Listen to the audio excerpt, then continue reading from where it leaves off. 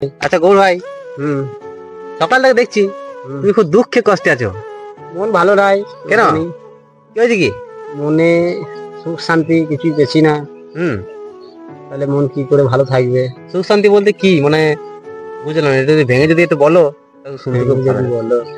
মানে সবাই তো সংসারে একটু মানে চাপ হয়, তা তোমার কি সেরকম কোনো চাপ এসছে সংসারের মধ্যে? চাপ ফাপ কিছুই নয়, মন ভালো না। মন ভালো নাই? না, সবই টানা না টানা না। তো তোমার মন ভালো করতে গেলে আমাকে কি করতে হবে?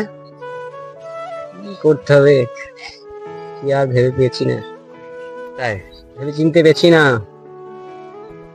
মন খারাপ করছি নি কারোর জন্য? আর লোকে তো মন খারাপ করবি, মন খারাপ করছি বলি তো মন ভালো নাই। না আমি সবই বুঝলাম, কিন্তু কদিন দেখছি মানে যারা বিয়ে শাদী করছে বুঝলা, হুম তা বিয়ে শাদী করছে, তা বিয়ে শাদী করার পর কদিন ঘর সংসার করার পর হুম তা সেই মেয়েগুলা হ্যাঁ, আবার অন্য ছেলের সঙ্গে সম্পর্ক জড়িয়ে যাচ্ছে। এটা কেন হচ্ছে? ওইটাই তো ঘটছে দেশে। কেন এটা কেন হচ্ছে আমি ওটাই তো ভাবছি। দেশে ওইটাই ঘটছে। ঘর- একজনের কাছে ভালো লাগছে না, আবার অপর একজনের কাছে চলে যাচ্ছে। হুম, সেটা ভুল করছে, তাই তো।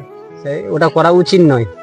না মানে তার এক বছর সংসার করার পর তার ছেলে হয়ে যাওয়ার পর সে ছেলেকে ফেলে দিয়ে অন্য ছেলে অন্য মানে মানুষের সঙ্গে সে মানে পরক্রিয়া রাখছে, দিয়ে সে ছেলেকে রেখে দিয়ে সে অন্য ছেলের সঙ্গে চলে যাচ্ছে। হুম তাহলে এটা তো ভীষণ একটা অপরাধ।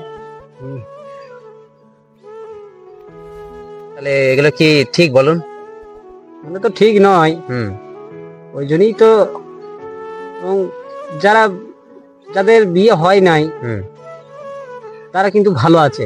হুম হুম বিয়ে করু এক জ্বালা, হুম বিয়ে না করু বলে এক জ্বালা।